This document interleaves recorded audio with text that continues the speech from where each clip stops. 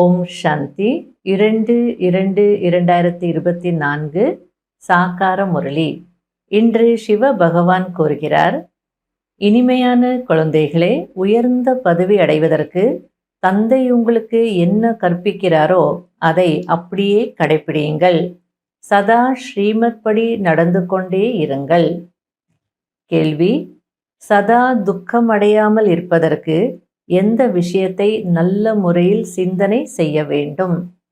பதில்: ஒவ்வொரு ஆத்மாவும் எந்த பாகத்தை நடிக்கிறதோ அது நாடகத்தில் அக்யூரேட்டாக, அதாவது மிக துல்லியமாக பதிவாகி இருக்கிறது.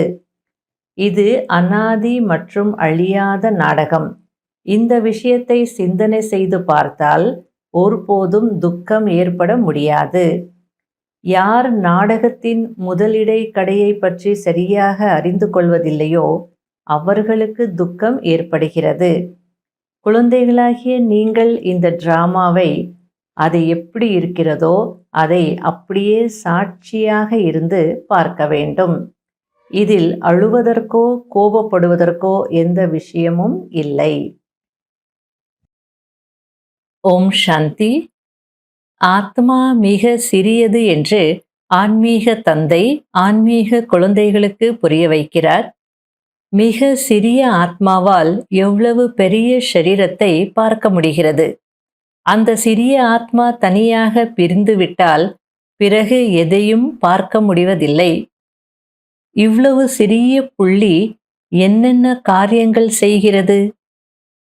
எப்படி பூத கண்ணாடி மூலம் மிக சிறிய வைரங்களை எந்த தோஷமும் இல்லைதானே என்று பார்க்கிறார்கள். அதுபோல் ஆத்மாவும் மிக சிறியது. எப்படி பூத கண்ணாடி மூலம் பார்க்கிறார்களோ அப்படி பார்க்கப்படுகிறது. அதாவது வைர வியாபாரிகள் அந்த சிறிய வைரங்களை பூத கண்ணாடி மூலமாக பார்க்குறாங்க. அதாவது ஏதாவது குறை இருக்கா, தோஷம் இருக்கா அந்த வைரத்தில் அப்படின்னு பார்க்குறாங்க. ஏன்னா தோஷம் இருந்தது அப்படின்னா அந்த வைரத்திற்கு மதிப்பில்லை. ஒரு சிறிய வைரமாக இருந்தாலும் அது 10 லட்சம் கூட போகும். சின்ன ஒரு குறை இருந்தது, தோஷம் இருந்ததுன்னா 10 ரூபாவுக்கும் போகாது. ஆகையால் மேக்னிஃபையிங் லென்ஸ் வச்சு அவங்க பார்க்குறாங்க, என்ன இருக்குது ஏது இருக்குது அப்படின்னு பார்க்குறாங்க. அதுபோல் சொல்கிறார் பாபா, ஆத்மாவும் மிக சிறியது. அதை பூத கண்ணாடி மூலமாக தான் பார்க்க முடியும். அதாவது ஞானத்தின் அல்லது தெய்வீக புத்தி என்கிற பூத கண்ணாடியின் மூலம்தான் பார்க்கப்படுகிறது. இன்னும் ஒரு அர்த்தத்தில் சொல்றார், நீங்க அந்த ஞானம் என்ற பூத கண்ணாடியில உங்களுடைய வைரத்தை பார்த்துக்கோங்க. பாபா சொல்ற மாதிரி எல்லா விஷயங்கள் இருக்கா அல்லது ஏதாவது குறைகள் இருக்கா பார்த்துக்கோங்க. குறைகள் இருந்ததுன்னா நீக்கிடுங்க, இல்லைன்னா உங்களுடைய வைரத்தினுடைய மதிப்பு குறைஞ்சிடும் என்ற அர்த்தத்துல கூட பாபா பார்க்க சொல்றார். அதாவது எங்கே வசிக்கிறது, என்ன கனெக்ஷன் இருக்கிறது என்று பார்க்கப்படுகிறது. ஞானமே இல்லைன்னா ஆத்மாவுக்குள்ள மனம், புத்தி, சம்ஸ்காரம் இதெல்லாம் இருக்கு. எண்ணம் வரும், அதுக்கப்புறம் புத்தி தீர்மானிக்கிறது, அதுக்கப்புறம் செயலில் வரும், அதுக்கப்புறம் அதெல்லாம் ரெக்கார்ட் ஆகுது, அதன்படி தான் இன்னொரு பிறவி எடுக்கிறோம். இதெல்லாம் எப்படி தெரியும்? இந்த ஸ்தூல கண்களால் எவ்வளவு பெரிய பூமியை, ஆகாயத்தை பார்க்க முடிகிறது. ஆத்மா புள்ளி வெளியேறிவிட்டால் எதுவுமே இல்லை. தந்தை எப்படி புள்ளியாக இருக்கிறாரோ அதே போல் ஆத்மாவும் புள்ளியாக இருக்கிறது. இந்த சிறிய ஆத்மாதான் தூய்மையாகவும் தூய்மையற்றதாகவும் ஆகிறது. இது மிகவும் சிந்திக்க வேண்டிய விஷயமாகும். அதாவது ஆத்மாவே ஒரு சிறிய புள்ளி, அந்த புள்ளி தூய்மையாகுது, தூய்மையற்றதாக ஆகுது அப்படின்னா இது எவ்வளோ சிந்திக்க வேண்டிய விஷயம் அப்படின்றார். இப்போது உங்களுக்கு முழு நாடகத்தின் பாகமும் புத்தியில் இருக்கிறது. அவர்கள் எல்லைக்குட்பட்ட நாடகத்தின் நடிகர்கள். இது எல்லையற்ற நாடகம். இந்த நாடகம் மிகவும் அக்யூரேட் ஆனது. அதாவது ட்ராமா அப்படின்னு சொல்வோம். ட்ராமா மிகவும் அக்யூரேட். எப்படி நடக்கணுமோ கரெக்டாக அப்படியே நடக்குது. நம்முடைய கர்மா படி நமக்கு என்னென்ன கிடைக்கணுமோ அது அக்யூரேட்டாக கிடைக்குது. நம்முடைய கர்மாப்படி எது எது கிடைக்கக்கூடாதுன்னு இருக்கோ அது அப்படியே அக்யூரேட்டாக நடக்குது. அதனால இது ரொம்ப ஃபேமஸ். Drama accurate.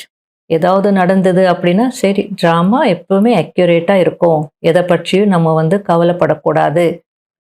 ஆகையால இந்த இடத்துல ஒரு விஷயத்தை நம்ம கண்டிப்பாக புரிஞ்சுக்கணும். என்ன அப்படின்னா, ட்ராமாவை நிந்தனை செய்யக்கூடாது, ட்ராமாவை திருத்தக்கூடாது, ட்ராமாவை வெறுக்கக்கூடாது. நம்ம என்ன செய்திருக்கோமோ அது அக்யூரேட்டாக ட்ராமா கொடுத்துட்ருக்கு. அப்போ நம்ம ட்ராமாவை நிந்தனை செய்தோம் அப்படின்னா, ஏன் தலைவிதி, ட்ராமாவில் ஏன் பார்ட் இப்படி இருக்குது, இப்படியெல்லாம் நம்ம சொன்னோம் அப்படின்னா ட்ராமாவுக்கு கோபம் வராதா? நான் என்ன செய்த அப்படின்னு ட்ராமா நினைக்கும். நீ என்ன ஆக்ஷன்ஸ் பண்ணியிருக்கீங்களோ, என்ன கர்மா செய்திருக்கீங்களோ அதன்படி உங்களுக்கு எல்லாம் கிடைச்சிட்ருக்கு. என்னையே இவங்க நிந்தனை செய்கிறாங்க அப்படின்னு ட்ராமா நினச்சதுன்னா உதவி செய்யாது. ட்ராமாவும் நமக்கு ஒத்துழைப்பு கொடுக்கணும், ஞாபகம் வச்சுக்கோங்க. அதே நேரத்தில் ட்ராமாவை திருத்துறதுக்கு யாருக்கும் உரிமை கிடையாது. திருத்த முயற்சி செய்யாதீங்க. இப்படி நடந்திருந்தால் நல்லா இருந்திருக்கும், அப்படி செய்திருந்தால் நல்லா இருந்திருக்கும், இதெல்லாம் நம்ம கையில் இல்லை. ஆகல ட்ராமாவை கரெக்ட் பண்ண கூடாது. அதே நேரத்தில் வெறுக்கவும் கூடாது, நேசிக்கணும். பாபா சொல்கிறார், நானே ட்ராமாவை நேசிக்கிறேன், எனக்கே ட்ராமா பிடிக்குன்றார். ஆகையால் ட்ராமாவை நேசிக்கிறது அப்படின்னா அக்செப்ட் பண்ணுறது. எந்த சீனாக இருந்தாலும், எந்த ஆத்மாவாக இருந்தாலும் அதை அக்செப்ட் பண்ணணும். சில நேரத்தில் அக்செப்ட் பண்ண முடியறதில்ல, பரவாயில்லை. ஆனால் அவங்கள பற்றி தாழ்வாகவோ அல்லது நெகட்டிவாகவோ நினைக்கக்கூடாது. அப்போது ட்ராமா நமக்கு உதவி செய்யும், ஒத்துழைக்கும். அதனால பாபா ட்ராமாவையும் உங்களுடைய ஃப்ரெண்ட் ஆக்கிக்கோங்க அப்படின்னு சொல்கிறார். ஏன்னா ட்ராமா அக்யூரேட் ஆனது, உங்களை ஏமாத்தாது, உங்களுக்கு மோசம் செய்யாது. அப்படிப்பட்ட ஃப்ரெண்டு கிடைச்சிருக்கும் போது கவலை இல்லாமல் இல்லை இருக்கணும். இதில் கொஞ்சம் கூட வித்தியாசம் ஏற்பட முடியாது. இது அனாதி அவினாஷி நாடகம். அதாவது முதலும் முடிவும் இல்லாத, அழியாத ஒரே ஒரு எல்லையற்ற நாடகம் ஆகும். 84 பிறவிகளுக்கான எவ்வளவு பெரிய ரீலாக இருக்கிறது. சினிமா ஷூட்டிங் பண்ணான ரீல் இருக்கும் இல்லையா அந்த காலத்தில், இப்போல்லாம் சிப்பாக எடுத்து அந்த காலத்தில் ரீல் இருக்கும், பாக்ஸாக. அதுபோல் 84 பிறவிகளுக்கான ரீல் இது அப்படின்றார். இதுதான் இயற்கை. ஆத்மாவே ஒரு புள்ளி, அந்த புள்ளி நடிக்கிறதுக்கு 84 ரீல்ஸ் அப்படின்னா இதெல்லாம் அதிசயமான விஷயங்கள் இல்லையா? அதனால இதுதான் இயற்கை அப்படின்றார். இந்த முழு உலகத்தின் ஹிஸ்ட்ரி, ஜாகிரஃபி ரிப்பீட் ஆகிறது. அந்த ரீலில் தேய்மானம் ஏற்படுது. அந்த காலத்தில் பழைய படங்கள் போடுவாங்க, டிடி மட்டும் இருக்கும், டிடி சேனல் மட்டும் தூர்தர்ஷனில் இருக்கும், வேறு எதுவும் இருக்காது. மக்கள் எல்லாம் அதையே பார்த்துட்ருப்பாங்க. அதுவும் பழைய படங்கள் போடுவாங்க. அப்போ சொல்லுவாங்க, கேசட் சிக்கிடுச்சு, அந்த ரீல் சிக்கிடுச்சு, தேய்மானம் ஏற்பட்டிருக்கு போல்.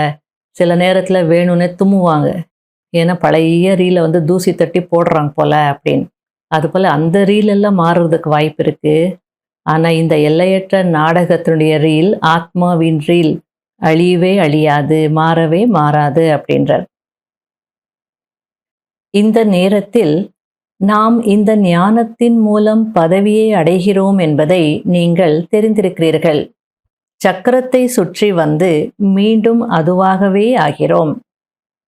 சிருஷ்டி சக்கரத்தினுடைய ஞானம் யாருக்கு இருக்கு? நமக்கு தான் இருக்கு. ஆகையால இந்த விஷயம் நமக்கு தான் தெரியும். தேவதைகளாக இருந்தோம், முழு கல்பத்தையும் சுற்றி வருவோம், கடைசியில் மீண்டும் தேவதையாக ஆகிறோம். இவை ஆச்சரியத்திற்குரிய சிந்தனை செய்ய வேண்டிய விஷயங்கள் ஆகும்.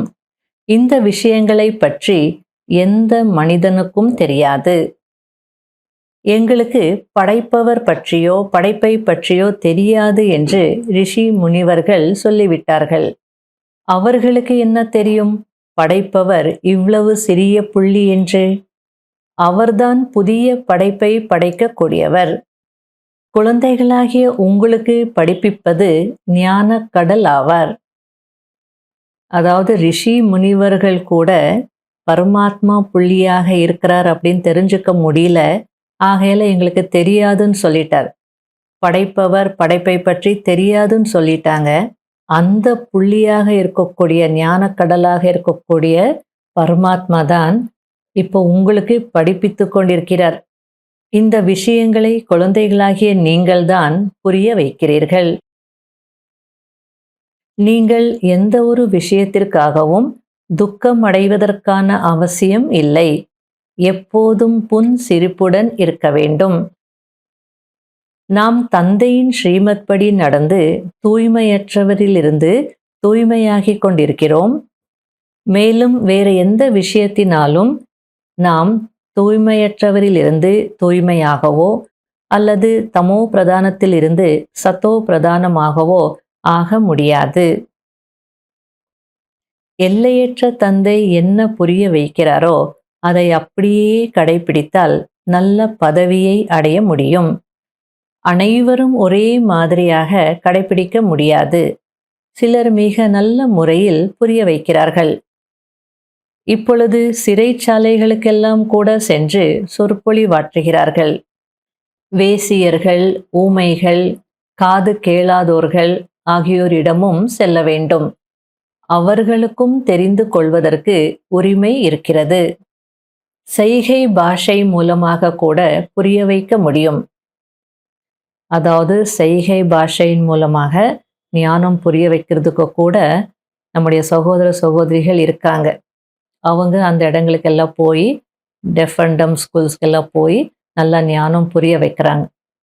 அதுபோல் வேசிகளுக்கும் ஞானம் சொல்லணும் அப்படின்றார். அது மட்டும் இல்லை, பிளைண்டுக்கோ கண் இல்லாதவர்களுக்கோ கூட புக்ஸ் எல்லாம் வந்திருக்கு. அவங்க மெத்தட்லேயே அவங்க ஞானம் புரிஞ்சுக்கிறதுக்கான கோர்ஸ் புக் எல்லாமே வந்திருக்கு. உள்ளே இருக்கும் ஆத்மா புரிந்து கொள்ளும். பிராமணர்களாகிய நீங்கள்தான் இந்த ஞானத்தை அறிந்திருக்கிறீர்கள். இது சக்தி கொடுக்கக்கூடிய மருந்து. உங்களிலும் கூட புதிய உலகம் எப்படி ஸ்தாபனை ஆகிறது, ராஜ்யம் மீண்டும் எப்படி உருவாகும் என்பதை வரிசை கிரமமாக தான் தெரிந்து கொண்டிருக்கிறீர்கள். யார் தெரிந்து கொண்டிருக்கிறார்களோ அவர்கள் மற்றவர்களுக்கும் புரிய வைக்க முடியும். நம்முடைய ஆதி சனாதன தேவி தேவதா தர்மம் தூய்மையான இல்லற மார்க்கமாக இருந்தது என்பது குழந்தைகளாகிய உங்களுக்கு தெரியும். இப்போது தூய்மையற்றதாக ஆகிவிட்டிருக்கிறது.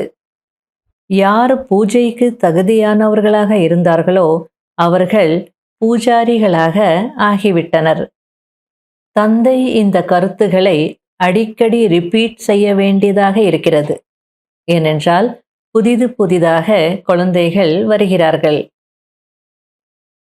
சத்தோபிரதானம் ஆகுவதற்கு தந்தையை அவசியம் நினைவு செய்ய வேண்டும். நிறைய குழந்தைகள் தங்களுடைய தொழிலிலேயே மாட்டிக்கொண்டார்கள். கொஞ்சம் கூட முயற்சி செய்வதே இல்லை. இது கூட நாடகத்தில் பதிவாகி இருக்கிறது. இது படிப்பு, வருமானத்தில் மகிழ்ச்சி ஏற்படுகிறது. அதாவது அந்த உலகாய படிப்பு படிக்கிறாங்க அப்படின்னா அதன் மூலமாக அவங்களுக்கு பதவி கிடைக்குது. அந்த பதவியின் மூலமாக வருமானம் கிடைக்குது. சிலருக்கு சில லட்சங்கள் கிடைக்குது, லட்சாதிபதி ஆயிடுவாங்க. சிலருக்கு கொஞ்சம் பணம் தான் கிடைக்குது, அவங்க கொஞ்சம் பணத்திற்கு அதிபதி ஆயிடுறாங்க. அதுபோல இதுவும் படிப்பு அப்படின்றார், சோர்ஸ் ஆஃப் இன்கம். சிலர் லட்சாதிபதியாக ஆகிறார்கள், சிலர் கொஞ்சம் பணத்திற்கு அதிபதியாகி விடுகிறார்கள். அதாவது மிக குறைந்த பணமுடையவர்களாகவும் ஆகிறார்கள். யாரிடம் எவ்வளவு ஞான ரத்தினங்கள் இருக்கிறதோ அவ்வளவு குஷி ஏற்படுகிறது. நல்லது. இனிமையிலும் இனிமையான காணாமல் போய் கண்டெடுக்கப்பட்ட செல்ல குழந்தைகளுக்கு மாத் பிதா பாப் தாதாவின் அன்பு நினைவுகள் மற்றும் காலை வணக்கம். ஆன்மீக குழந்தைகளுக்கு ஆன்மீக தந்தையின் நமஸ்காரம். கடைபிடிக்க வேண்டிய முக்கியமான சாராம்சம். முதல் பாயிண்ட், ஞான சிந்தனை செய்து தன்னை ஞான ரத்தினங்களினால் நிரப்பிக்கொள்ள வேண்டும். நாடகத்தின் இரகசியத்தை நன்றாக புரிந்து கொண்டு மற்றவர்களுக்கும் புரிய வைக்க வேண்டும். எந்த விஷயத்திலும் வருத்தப்படாமல் சதா முகமலர்ச்சியுடன் இருக்க வேண்டும். 2வது பாயிண்ட், தன்னுடைய மனநிலையை நீண்ட காலமாக ஒரே சீரானதாக ஆக்க வேண்டும். ஏனென்றால் கடைசியில் ஒரு தந்தையை தவிர வேறு யாருடைய நினைவும் வராமல் இருக்க வேண்டும். நாம் சகோதரர்கள் இப்போது வீடு திரும்ப வேண்டும் என்ற பயிற்சி செய்ய வேண்டும். வரதானம், கவனக்குறைவு என்ற அலைகளுக்கு விடை கொடுத்துவிட்டு சதா ஊக்க உற்சாகத்தில் இருக்கக்கூடிய புத்திசாலி ஆத்மா ஆகுங்கள். நிறைய குழந்தைகள் மற்றவர்களை பார்த்து சுயம் கவனக்குறைவானவர்களாக ஆகிவிடுகிறார்கள். இப்படி நடக்கத்தான் செய்யும், இதெல்லாம் நடக்கும் தான் என்று நினைக்கிறார்கள். அதாவது எல்லாரும் செய்யறது தானே நம்ம செய்கிறோம், நாம் ஒன்றும் புதுசாக செய்யலையே, எல்லாரும் இப்படி தானே இருக்காங்க அப்படின்னு நினைக்கிறாங்க. ஆனால் பாபா அப்படி நினைக்கக்கூடாதுன்னு சொல்லிட்டு இருக்கிறார். ஒருவர் அடிபடுகிறார் என்றால் அவரை பார்த்து கவனக்குறைவாக இருந்து நீங்களும் கஷ்டப்படுவது புத்திசாலித்தனமா? பாப்தாதாவுக்கு இரக்கம் வருகிறது. கடைசியில் இப்படி கவனக்குறைவாக இருப்பவர்களின் பச்சாத்தாபப்படும் நேரம் எவ்வளவு கடினமாக இருக்கும் என்று இரக்கம் வருகிறது. ஆகையால் புத்திசாலியாகி அலட்சியத்தின் அலைகளுக்கு, பிறரை பார்க்கும் அலைகளுக்கு மனதார விடை கொடுங்கள். மற்றவர்களை பார்க்காதீர்கள், தந்தையை பாருங்கள். ஸ்லோகன், வாரிஸ் குவாலிட்டியை தயார் செய்யுங்கள், அப்போதுதான் வெளிப்பாட்டின் முரசு கொட்டும். ஓம் சாந்தி. இன்றைய அவ்யக்த சமிக்ஞை, யார் ஆன்மீக வண்ணத்தினால் சதா வண்ணம் பூசப்பட்டிருப்பார்களோ அவர்களுக்கு இனிமை தன்மையின் குணம் தானாகவே வந்துவிடுகிறது. யார் தன்னுடைய மற்றும் மற்றவர்களுடைய கடந்ததை பார்ப்பதில்லையோ அவர்கள் சரளமான மனமுடையவர்களாக ஆகிவிடுவார்கள். சரளமான மனமுடைய ஆத்மாக்களில் இனிமை தன்மையின் குணம் இயல்பாகவே இருக்கும். அவர்களுடைய கண்கள், வாய் மற்றும் நடத்தையின் மூலம் இனிமை தன்மை வெளிப்படையான ரூபத்தில் தெரிய வரும். அதாவது எவ்வளோ அழகா பாபா புரிய வைக்கிறார். ஆன்மீக வண்ணம் பூசப்பட்டிருக்கணும், அப்போதான் அந்த இனிமை தன்மை வரும். இனிமை தன்மை அப்படின்னு சொல்வோம், அதனுடைய உண்மையான அர்த்தம் என்ன? இனிமை தன்மை சுகம் கொடுக்கக்கூடியது. இனிமை தன்மைன்னு அதில் தூய்மையும் இருக்கு, அமைதியும் இருக்கு. ஆகையால அந்த ஆன்மீக வண்ணம் பூசப்பட்டிருந்தால்தான் அந்த இனிமை தன்மை நமக்கு வரும் அப்படின்னு சொல்றார். அது தானாகவே வந்துடும். 2வது, அந்த இனிமை தன்மையுடையவர்கள் ஒரு ஆத்மாவை பார்க்கும் போது அவங்களுடைய பழையதை பார்க்க மாட்டாங்க. அதாவது ஒரு வாரத்துக்கு முன்னாடி சண்டை போட்டிருப்பாங்க, 4 நாளுக்கு முன்னாடி ஏதோ அவங்கள திட்டிருப்பாங்க. இன்னைக்கு அவங்கள பார்க்கும்போது அந்த கண்ணோட்டத்தில் பார்க்க மாட்டீங்க. அதாவது அந்த இனிமை தன்மை இருந்ததுன்னா, ஏன்னா அந்த பழசையே பார்க்கும்போது கசப்புத்தன்மை தானே வரும். அவங்க அன்னைக்கு அப்படி பேசினவங்க, அவங்க அன்னைக்கு அப்படி செய்தவங்க, இப்போ அவங்கள பார்க்கும்போது அந்த அன்பு வராது. அதனால அந்த இனிமை தன்மையில அன்பும் இருக்கு, சரளமாக பேச முடியாது. ஆகையால பாபா இனிமை தன்மை இருந்ததுன்னா அவங்களுடைய பழசை நம்ம பார்க்கறது இல்லை அப்படின்றார். அப்போ கசப்பு தன்மை இருக்காது, அப்போ நல்லா பழகலாம். அப்போ மற்றவங்களுக்கு சுகம் கிடைக்கும். சுகம் கிடைக்கும் போது ஆசீர்வாதம் கிடைக்கும். தேவதைகளை எல்லாரும் நேசிக்கிறாங்கன்னா அது காரணம் என்ன? இந்த இனிமை தன்மை தான். அதனால சரளமான மனமுடையவர்கள் அப்படின்னா ஈஸி நேச்சர் யாருக்கு இருக்குமோ அவங்களால தான் ஸ்வீட்டாக இருக்க முடியும். அந்த ஸ்வீட்னஸ் அப்படின்றது இருக்கும். எல்லாத்தையும் மிஸ் அண்டர்ஸ்டாண்ட் பண்ணுறது, தப்பு தப்பாக புரிஞ்சுக்கிறது, அப்படி செய்துட்டு இருந்தோம் தான் இனிமை தன்மை வரவே வராது. ஓம் சாந்தி.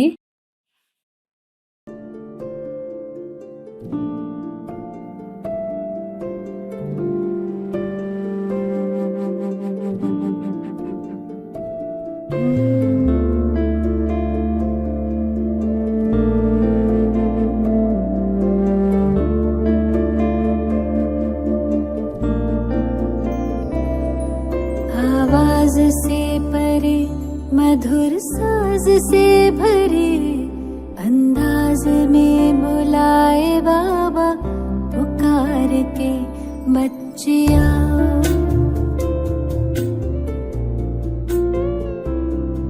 आवाज से परे मधुर साज से भरे अंदाज में बुलाए बाबा पुकार के बच्चिया।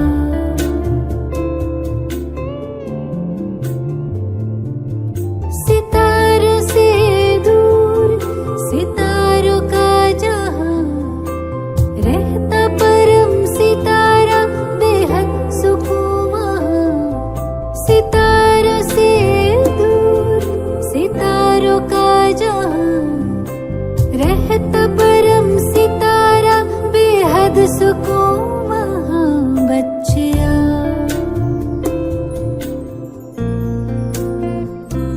बच्चिया